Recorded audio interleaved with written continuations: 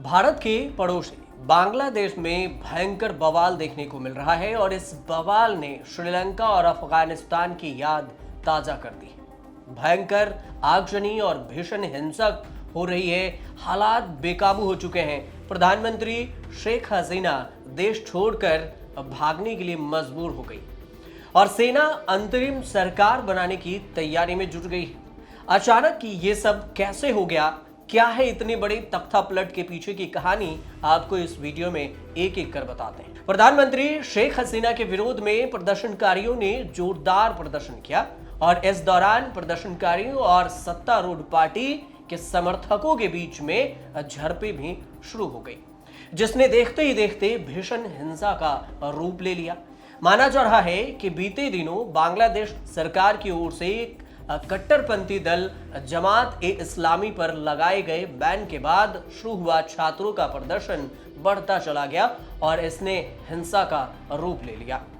प्रदर्शनकारी इतने उग्र हो गए कि कई सरकारी संपत्तियों को आग के हवाले कर दिया और पीएम हाउस के अंदर घुस गए।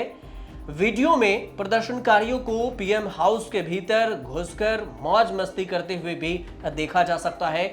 इतना ही नहीं, कुछ लोगों को बांग्लादेश के राष्ट्रपिता कहे जाने वाले शेख मुजीब की मूर्ति पर चढ़कर हथौड़ा चलाते भी देखा गया।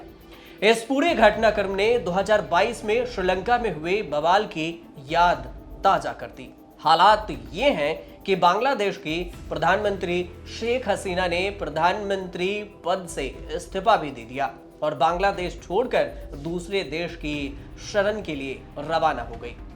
हिंसा के बीच बांग्लादेश के आर्मी चीफ जनरल वकार उज जमात ने प्रेस कॉन्फ्रेंस कर लोगों से शांति बनाए रखने की अपील भी की।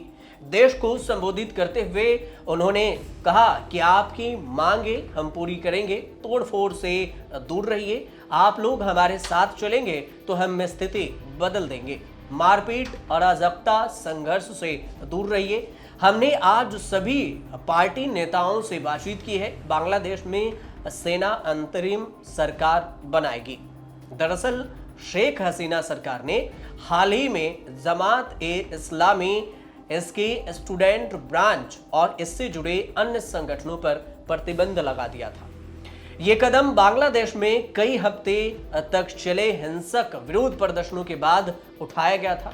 सरकार की इस कार्रवाई के बाद ये संगठन शेख हसीना सरकार के खिलाफ सड़कों पर उतर आए और उसके बाद विरोध प्रदर्शन होने लगा। इससे पहले शेख हसीना सरकार ने आतंकवाद विरोधी कानून के तहत जमात ए इस्लामी पर बैन लगाते हुए कट्टरपंथी पार्टी पर आंदोलन का फायदा उठाने और लोगों को हिंसा के लिए बरगलाने का आरोप भी लगाया था। जमात ए इस्लामी पर प्रतिबंध लगाने का फैसला शेख हसीना की पार्टी अवामी लीग के नेतृत्व वाले 14 पार्टियों के गठबंधन के मीटिंग में लिया गया था। इस मीटिंग के दौरान कथित रूप से सहयोगी पार्टियों ने भी कट्टर पार्टी पर बैन लगाने की अपील भी की थी, जिसके बाद प्रदर्शन का दौर शुरू हो गया। जमात इस्लामी संगठन की अगर बात करें तो ये बांग्लादेश में एक राजनीतिक पार्टी की तरह है। इसे बांग्लादेश में कट्टरपंथी संगठन माना जाता है। ये पार्टी पूर्व पीएम खालिदा जिया की समर्थन पार्टियों में शामिल है।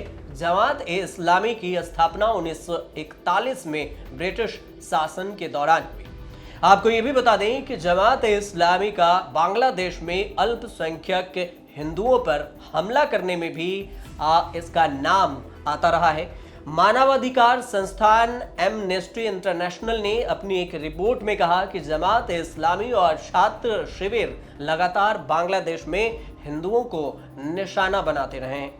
बांग्लादेश में काम कर रहे गैर सरकारी संगठनों का आकलन है कि साल 2013 से साल 2022 तक बांग्लादेश में हिंदुओं पर 3600 हमले हुए, जिसमें से जमात इस्लामी का कई घटनाओं में रोल भी रहा।